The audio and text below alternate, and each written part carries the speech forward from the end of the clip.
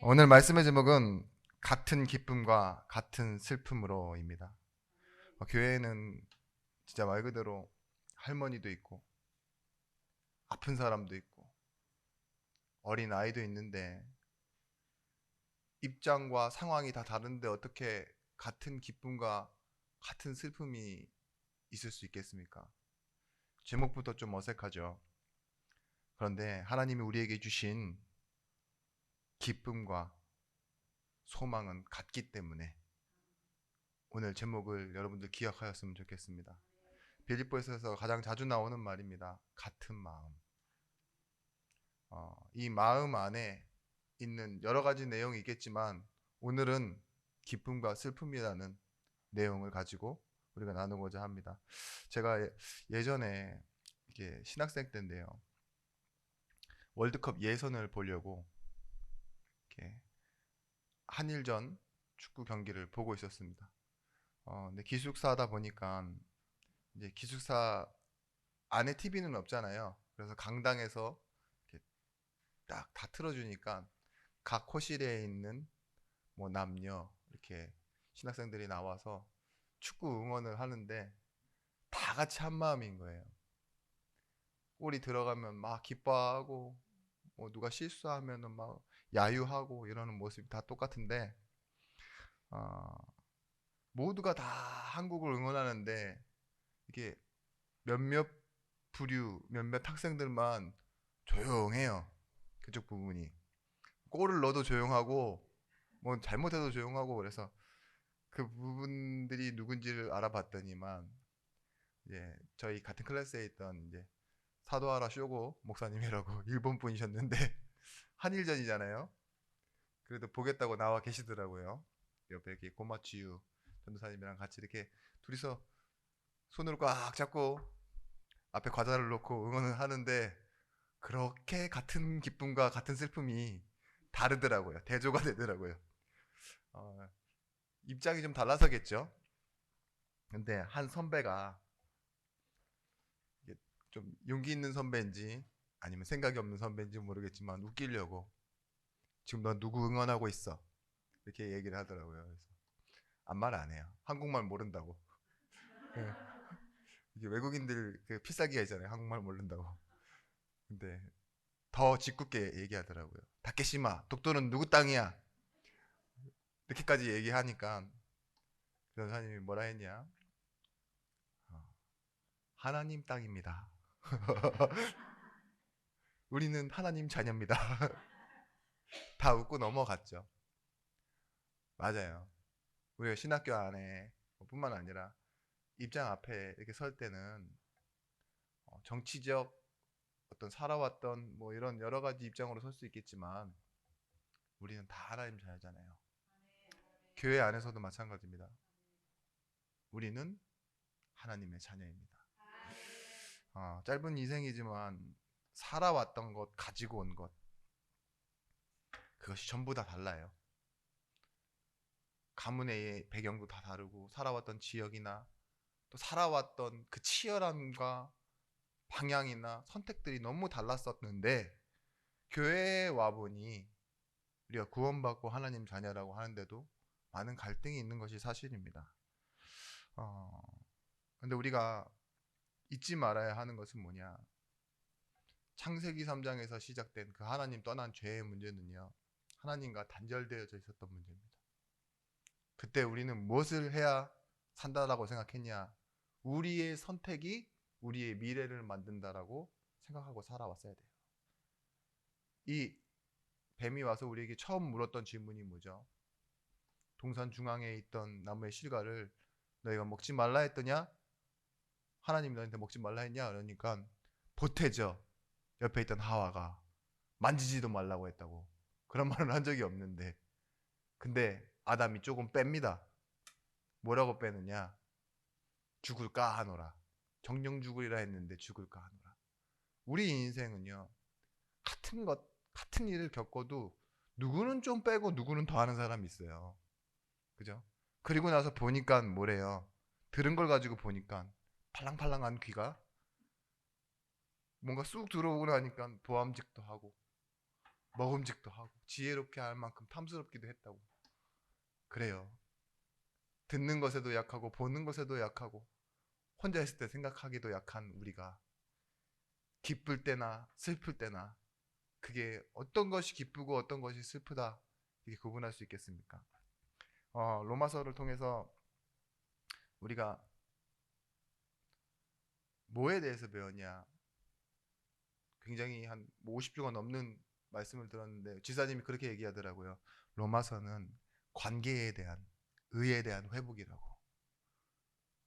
우리 교회 지사님입니다. 그 말을 하신 분은. 근데 제가 그렇게 말하면 기분 나쁠 수 있어요. 왜냐면 그렇게 많은 내용이 있는데 한 단어로 정의할 수 있다고? 근데 저는 맞다라고 했어요. 왜냐? 제가 오늘 아침에 1강을 다시 들어봤는데요. 라고 이쁘게 말하시길래 그쵸? 근데 빌립보서는 뭐냐? 목적과 방향에 대한 하나님이 말씀을 주시는 것 같다. 근데 저보다 낫다고 제가 그렇게 말씀드렸어요. 맞다고. 빌립보서는 뭐냐? 목적이 같은 사람들이 뭘 바라보는 것이냐? 같은 방향으로 나아가는 거예요. 그래서 같은 마음을 품으라고 계속 얘기하죠. 지금 시대가 알기를 멈춰버린 시대입니다. 특히 어떤 것에 대해서 알기를 멈춰버리냐? 많은 것이 발전하고 변화하다 보니까 자신에 대해서는 알기를 멈춰버렸어요.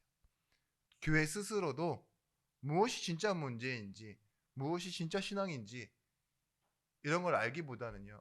교리 싸움, 또 무엇이 정통인지, 무엇이 진짜인지 이런 거 있죠.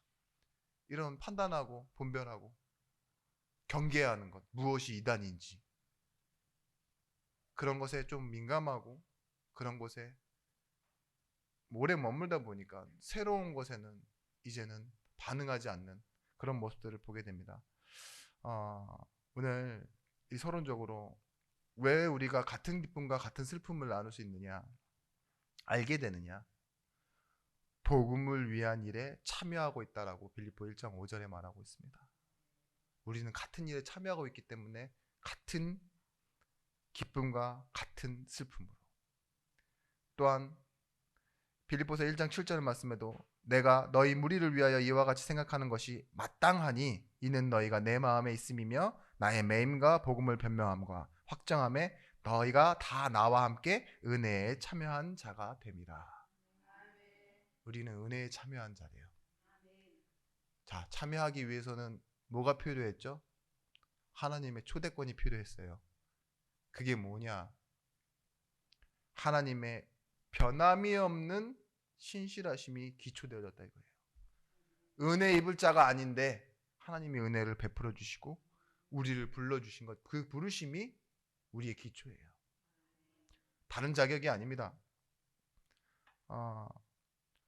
우리가 목사로 때로는 뭐 어떤 장로로 평신도로 아니면 성도로 사는데요. 모든 사람의 기초는 뭐냐? 목사이든 장로이든 평신도든 은혜가 기초예요.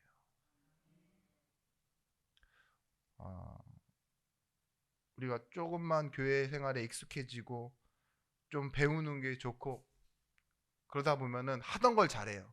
성격대로 열심인 사람들은 열심히 하고 또 게으르고 좀 약간 멈춰 있으신 분들은 나름대로 성령의 인도를 잘 받으시고 왜냐면 나서지 않고 뒤에 잘 따라가시다가 그렇게 할 수 있는데요. 다니엘의 세 친구를 한번 보십시오. 무엇을 했죠? 같은 입장, 같은 가치, 같은 기준을 가지니까요. 이 세 사람이요. 지금 포로돼서 끌려가 있음에도 불구하고 뭐하죠? 그리 아니하실지라도라는 그 응답 앞에서요. 그게 교회입니다. 아마 다 다른 부분은 다를 수도 있을 거예요. 성격도 다르고.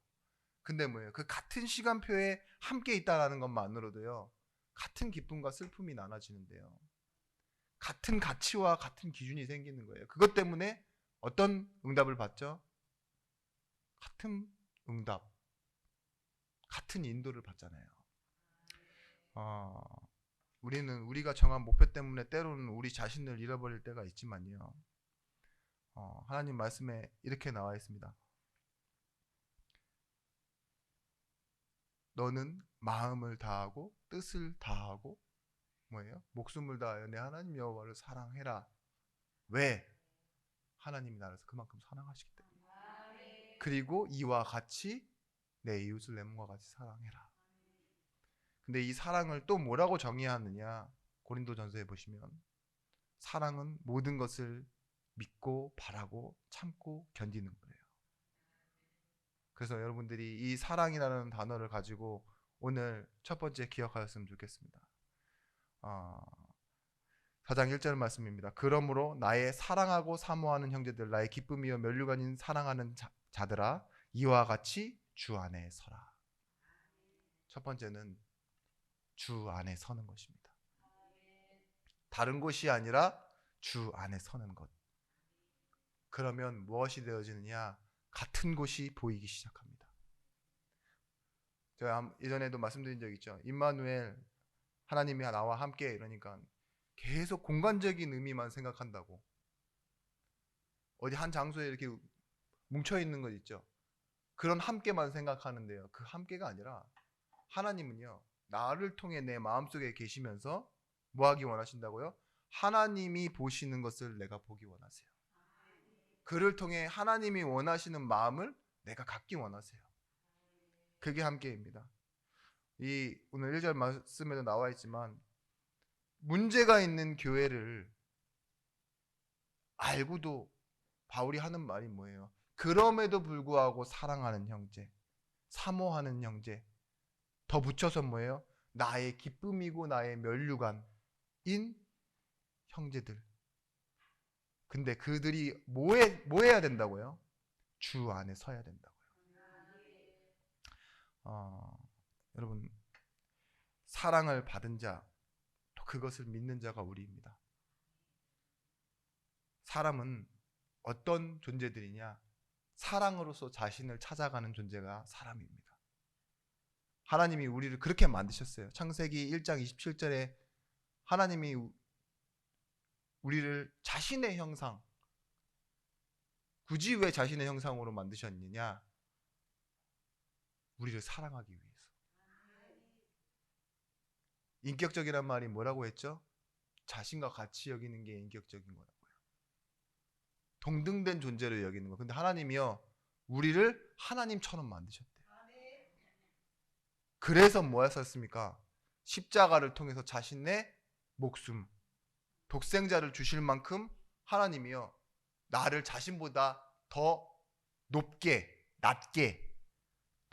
했죠. 밑으로 말고 더 괜찮게 여기셨다고요. 그럴 만큼 사랑하신 게 하나님 사랑이에요. 그 사랑 위에 여러분들 서라, 이 소리입니다.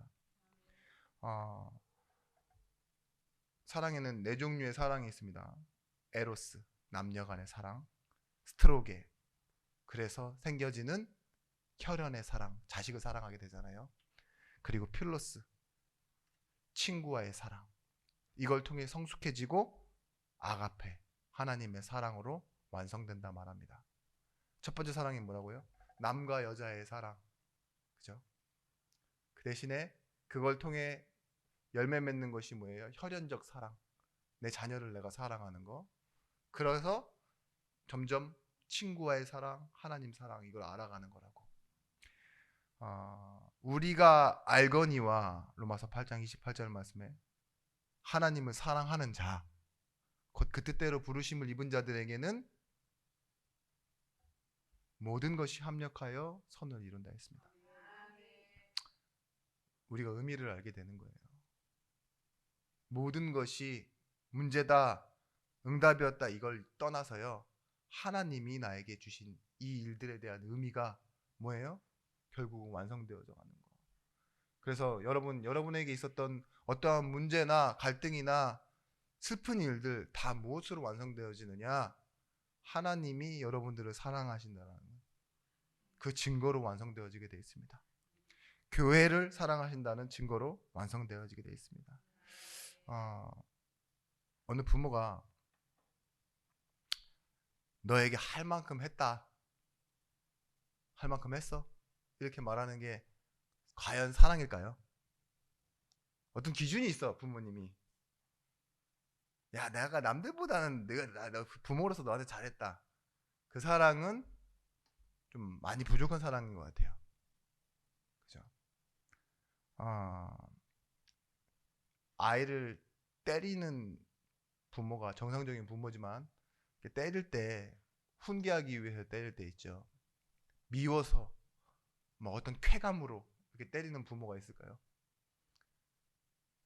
안에 이게 사랑이 진짜로 정상적으로 장착되어 있는 부모라면 내가 너를 위해서 죽으라면 죽겠고 네가 너를 위해 대신 맞으라면 맞겠다라는 마음으로 아마 그렇게 하겠죠. 아, 여러분 어떤 분이 그렇게 얘기했대요. 남편한테. 억울할 정도로 너만 사랑한다.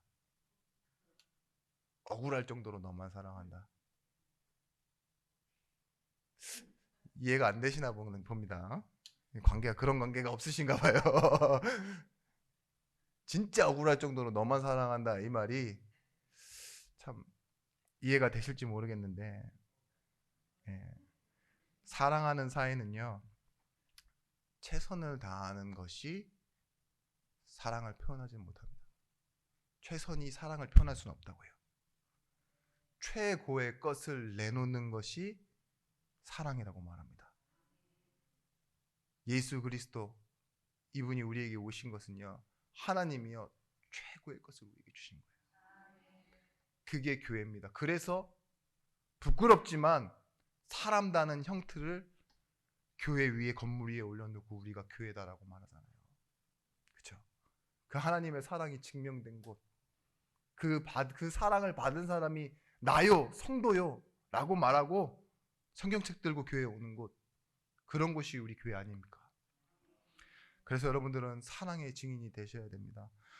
선다라는 의미가 뭐냐? 이 바울이 이 빌립보 교회에 이 선다라는 의미를 쓸 때 당시에 서는 의미는요 군대 용어예요. 그냥 군대 용어가 아니라 버티고 확실하게 선다라는 의미입니다. 옛날 그 로마 시대 그때 중세 시대 때 보시면 군인들이 어떻게 서냐? 손방패 그리고 전신방패를 들고요 딱 대열을 갖춰서 빠짐없이 빼곡하게 서요. 인원 적든 많든. 그래서 앞에 딱 서 있는 거예요. 근데 이 군대 용어가 뭐냐? 공격형이 아니에요.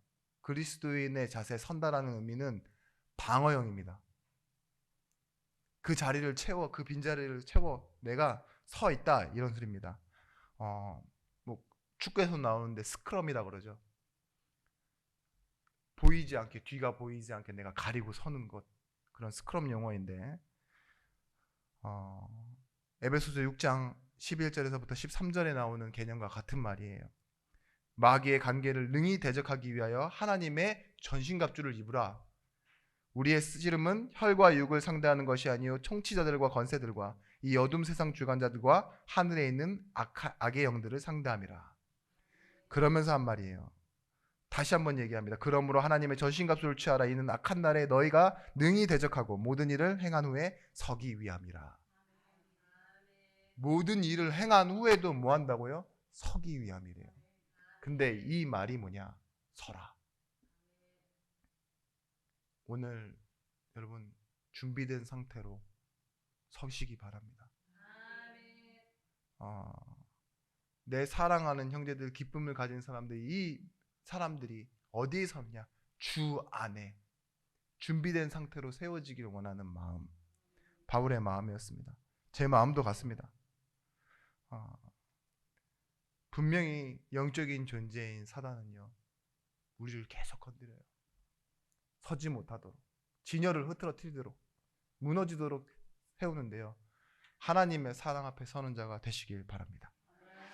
또한 하나님이 남기신 남은 자의 인생관이 소통되어질 때, 남은 자의 인생관, 여러분도 남은 자잖아요, 그죠? 이것이 소통되어질 때요 우리는 기쁨과 슬픔을 나눌 수 있습니다.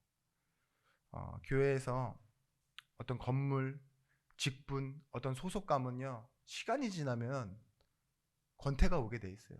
지겹다고요. 사람을 보는데도 서로가 신뢰가 안 가요. 점점 변해가고, 그죠? 말도 점점 조금 앞뒤가 안 맞아지고 그런 모습도 보게 되는데, 그런 갈등.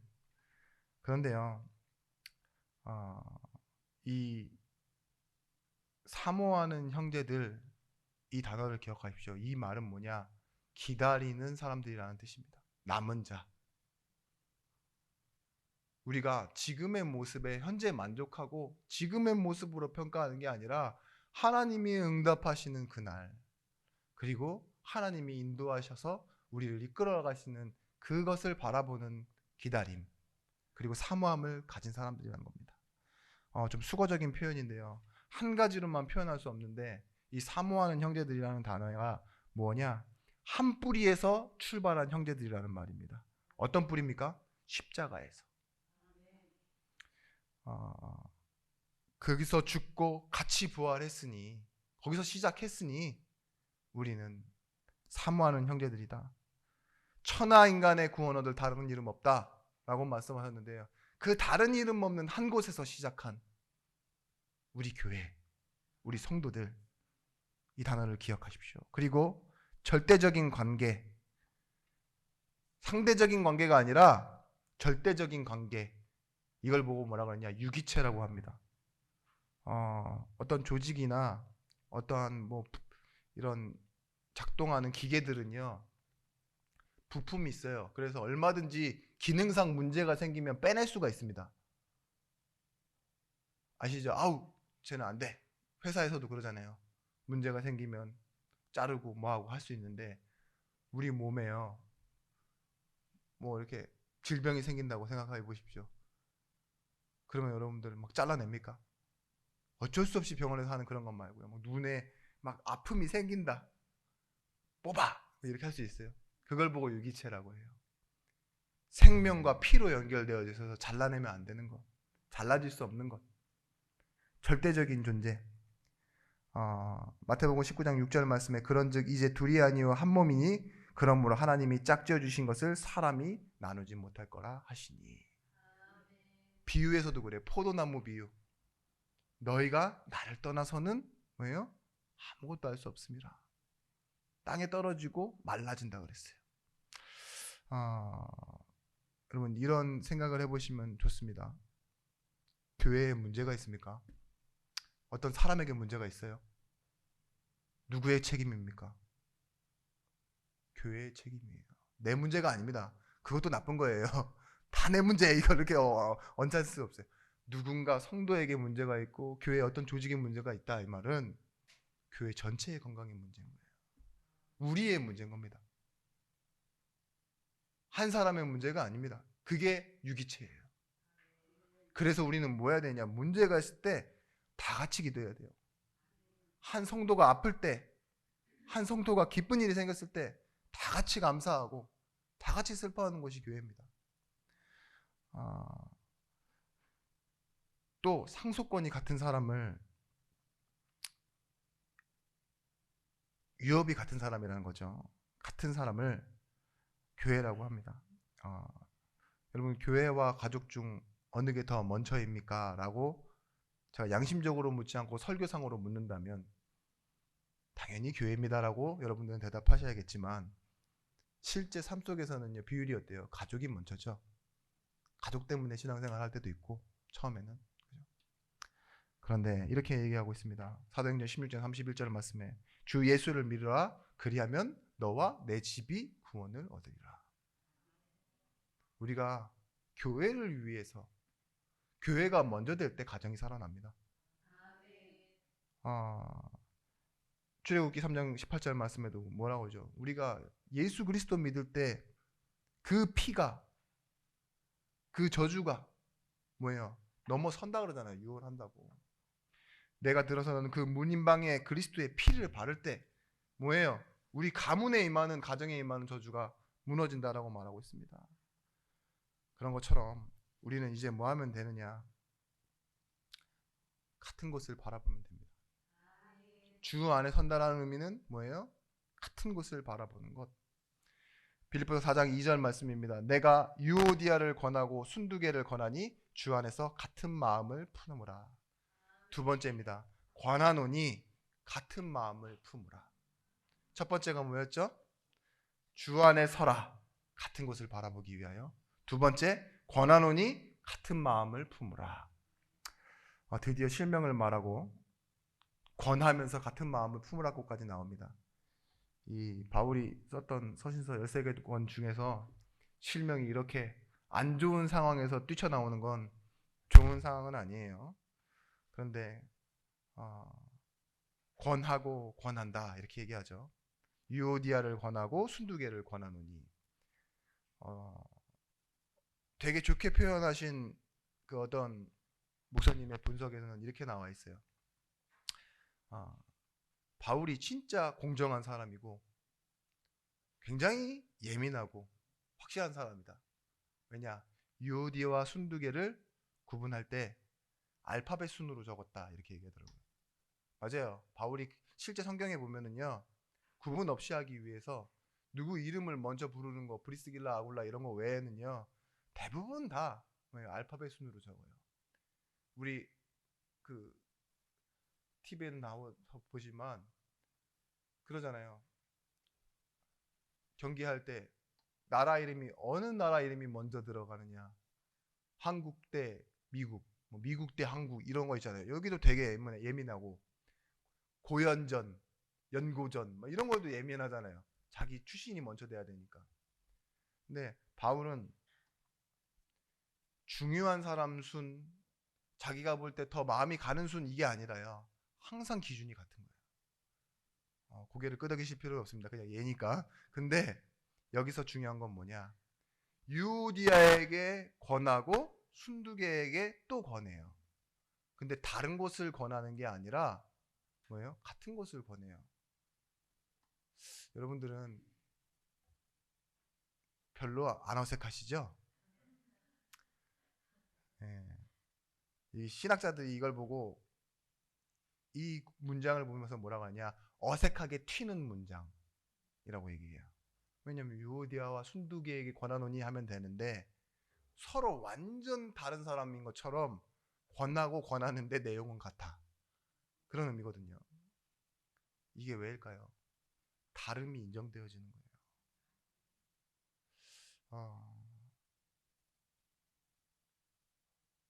본이 같은 사람들이라고 말씀드렸습니다. 패턴이 같다고요, 우리는. 어떤 본이냐?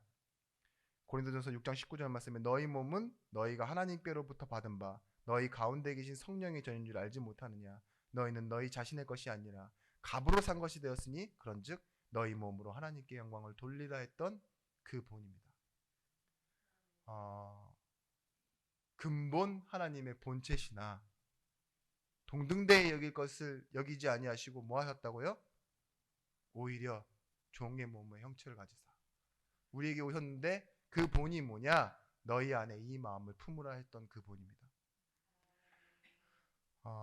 여러분 너도 나도 뭐예요? 본이 어디 있어요? 형상이 하나님의 것. 유오디아도 순두개도 둘 다 하나님의 본. 같은 것을 알고 이제요 뭐예요? 같은 마음을 품으라 이렇게 말하는 거예요. 빌립보서 2장 2절 말씀에도 마음을 같이하여 같은 사랑을 가지고 뜻을 합하여 한 마음을 품어. 제가 지금 한 단어도 빼지 않았습니다. 이게 국문학적 단어로 보면요 빵점짜리 단어예요. 왜냐하면 하나 한 뜻 한 마음 같은 같이 합하여 이 똑같은 내용이요 3번씩이나 들어가 있어요. 근데 강조하고 싶은 게 뭐예요? 하나됨을 이루라 이 소리입니다. 여러분 같은 마음이라는 건요 앞서 말씀드렸던 것처럼 둘이 서로 잘 통해라 이 소리가 아닙니다. 나쁜 쪽으로도 잘 통하면 큰일 납니다. 대부분의 범죄의 공모가 어디서 일어난다고요? 교도소에서 일어나요.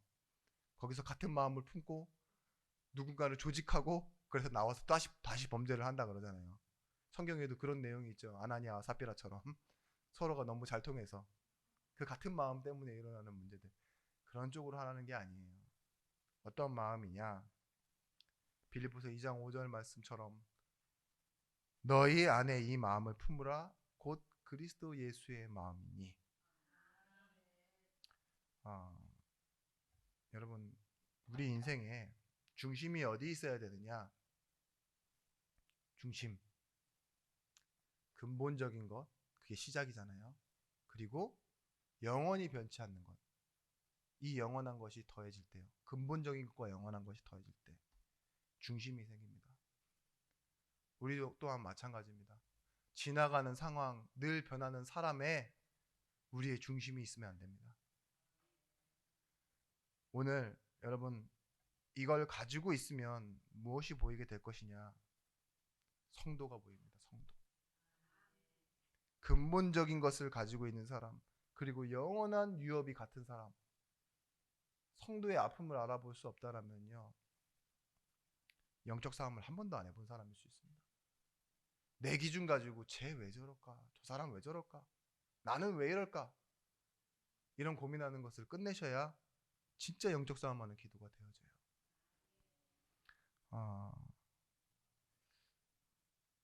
참 이 전우라는 그런 감격을 여러분들 좀 알고 계셔야 돼요. 이 사람도 나와 같이 저 현장에서 피땀 흘리고 무너지고 답답한 그 상황을 겪었어요. 아시겠습니까? 나만 부부싸움한 거 아니고, 나만 뭐 어디 사기당한 거 아니고, 나만 어디 아픈 거 아니고, 이 사람도 똑같이 겪었다고요. 그런 현장에서 같이 딱 돌아와요. 그럼 뭐가 돼요? 같은 기쁨, 같은 슬픔을 나눈 전우가 되어지는 거예요. 그 뭐지, 안병동에서 만난 사람들 있잖아요. 서로가 서로를 이해한다면서요, 그죠? 그 절망, 그 슬픔. 꼭 굳이 그래야지만 되는 것이 아니라 한번 생각해 보십시오. 전쟁터에서 돌아온 어떻게든 살아 돌아온 그들이 다시 만났어요. 지금도 막 해병대만 갔다 와도 거기서 훈련 잠깐 2, 3년 받고 나왔는데도요, 아직도 뭐 팔강모 하면서 노래 부르고 다니고 경례하고 기수 몇 개야 이러고 이러잖아요.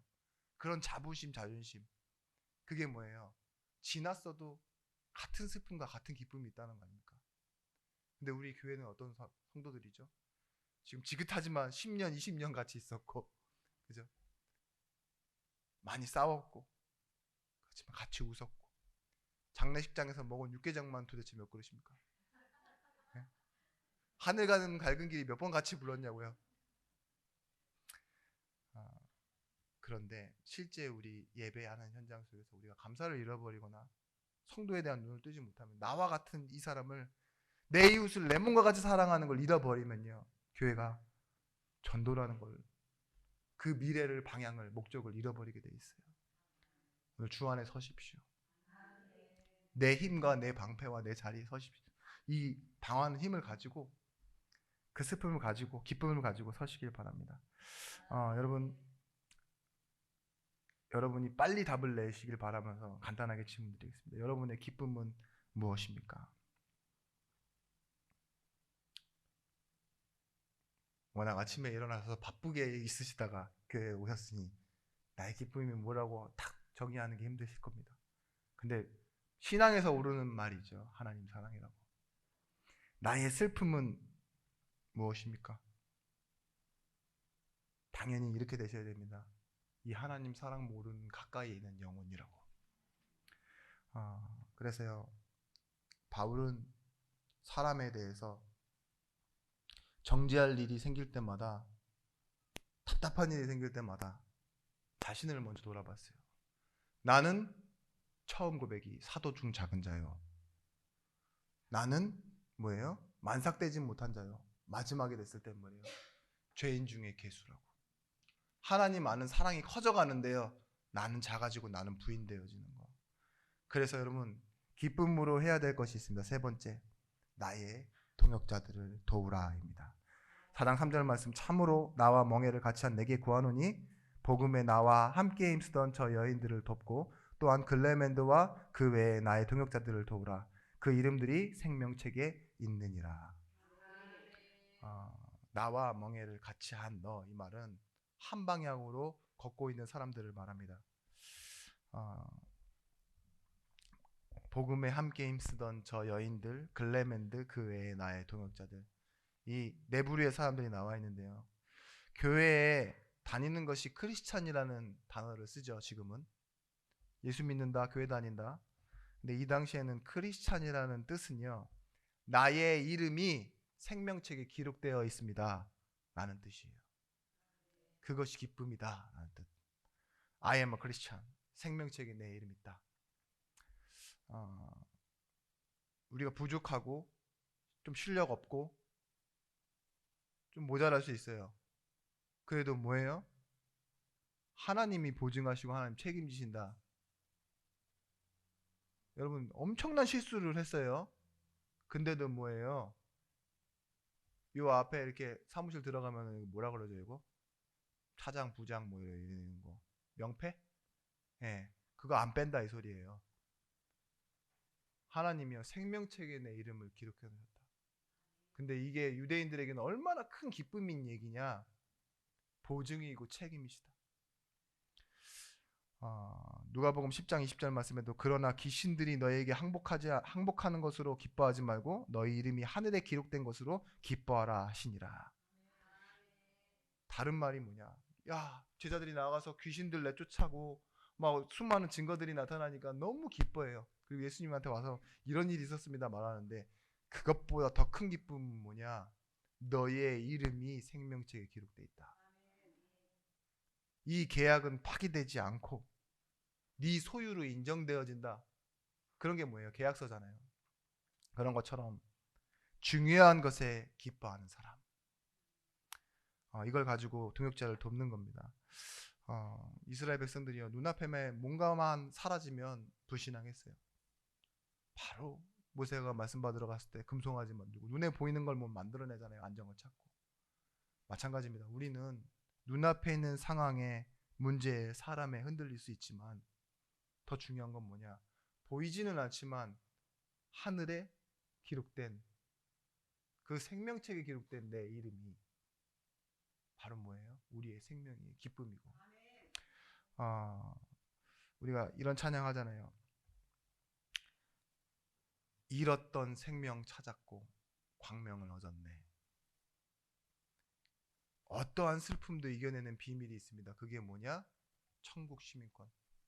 빌립보서 그 3장에 나왔던 그 천국의 시민권이 이 지금 내 눈앞에 보이는 이 어려운 배경들, 문제들을 이긴다.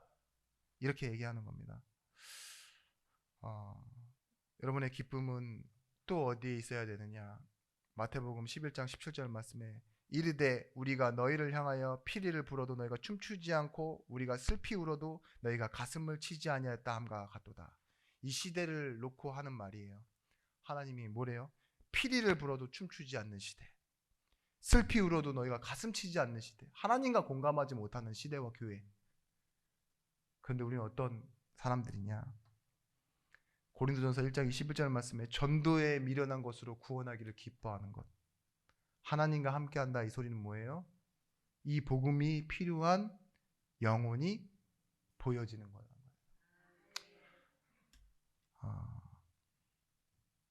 제가 3번쯤 와서 그런 건가요? 아니면은 오늘 말씀이 좀 재미가 없으신가요? 공감하셔야 돼요. 기쁨과 슬픔. 제 설교와 제 말씀이 아니라 하나님의 마음에. 예. 그래서 히브리서 11장 6절 말씀입니다.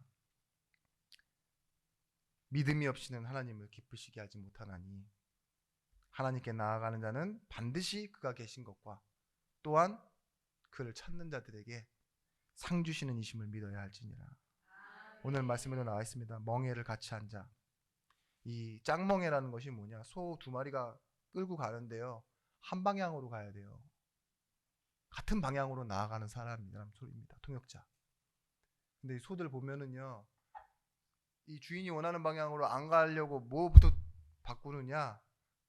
대가리를 쳐든다 그러더라고요. 저는 소를 안 끌어봐서 모르겠는데 그때 막 채찍질도 날아가고 이러죠.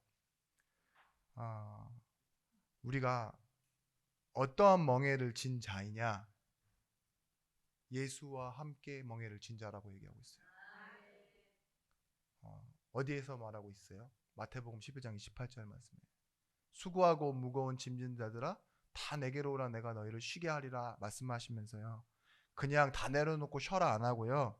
나는 마음이 온유하고 겸손하니 나의 멍에를 메고 내게 배우라. 그리하면 너희 마음이 쉼을 얻으니 이는 내 멍에는 쉽고 내 짐은 가벼움이라. 함께 한다라는 의미 속에요. 예수님의 멍에를 우리가 함께 치는 거예요. 근데 뭐예요? 이 멍에가 더 무겁고 수고하게 되어지는 것이 아니라 뭐예요? 평안을 얻으리니 너희가 쉼을 얻으리라 말했어요. 보십시오. 예수와 함께 오늘 함께 하나님이 원하시는 한 방향으로 걷는 예중교회 되길 예수 이름으로 축원합니다. 결론입니다.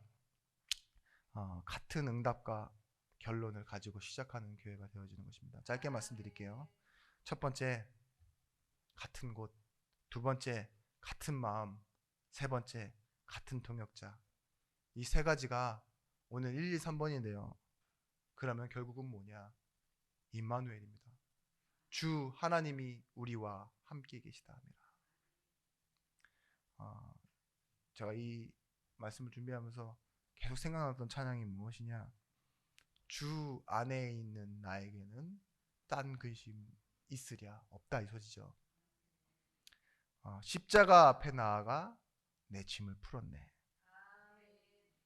근데 이 후렴 부분 말씀 구절이 찬양 구절이 저한테는 좀 마음에 부딪히더라고요.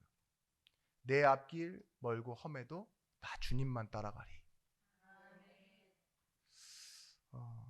우리 교회는 아멘이 너무 빨리 나와서 제가 어떤 말을 할 때는 너무 당황스러워요. 아멘 했는데 그냥 하지 말자 이렇게 해가지고 포기하는 게 엄청 많아요. 뭘 얘기하고 싶었느냐 그냥 할게요. 고집대로. 내 앞길이 멀고 험하다고 생각할 땐 주님만 따라가는데요. 내 앞길이 가깝고 쉽다라고 생각하면은 저는 제 생각을 따라갑니다. 돈 따라갈 때도 있고 이익 따라갈 때도 있고 가지고 있는 거 그냥 그대로 그냥 쉬우니까 그만큼. 근데 하나님이 우리에게 약속하신 건 나와 함께 우리와 함께잖아요. 이 약속을 잊지 마시고 이걸 누리는 참된 교회의 축복을 누리시는 남은 일평생이 되시길 바랍니다. 그래서 결론을 짧게 드릴게요. 같은 곳을 같은 마음을 가진 같은 동역자. 그래서 임마누엘을 누리다 보니 하나님 안에 우리 같이 있다 보니 주 안에 같이 서고 같은 기쁨과 같은 슬픔이 나눠지기에 서로 사랑할 수 있는 그런 교회. 그래서 결과적으로는 하나님의 영광을 나타내기 위해 영혼을 살리는 그런 교회가 되어지길 원합니다. 그런 성도가 되시길 바랍니다. 기도하겠습니다. 하나님 감사합니다. 오늘 우리에게 말씀을 주셔서 하나님이 원하시는 목적으로 가는 방향과 이 방향을 걸어갈 때에 가져야 되는 같은 마음을 알게 하셔서 감사합니다. 우리의 이 기쁨을 가지고 함께 기뻐하고 슬픔을 가지고 함께 나눌 수 있는 이 동역자들, 이제부터 시작되어지는 캠프와 전도를 통해 같이 누리고 같이 나누는 하나님의 영광된 기쁨의 면류관들이 되어지게 하여 주옵소서. 예수 그리스도의 이름으로 기도드렸습니다. 아멘.